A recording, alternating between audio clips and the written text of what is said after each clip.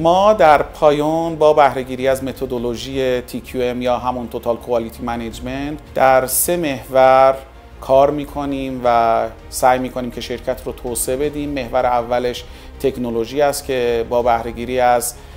جدیدترین نرم افزارها و علومی که در ارتباط با صنعت پخش و توزیع هستند سعی کردیم که شرکت رو بروز کنیم و همه روزه در این جهت تلاش میکنیم. مورد دوم مربوط میشه به سیستم ها و روش ها که با بهره‌گیری از همین متد سیستم ها و روش هامون رو هر روز داریم بازبینی میکنیم و اونا رو ساده سازی میکنیم و بهره ور میکنیم و مهمترین بخش ما بخش نیروی انسانی است که همه روزه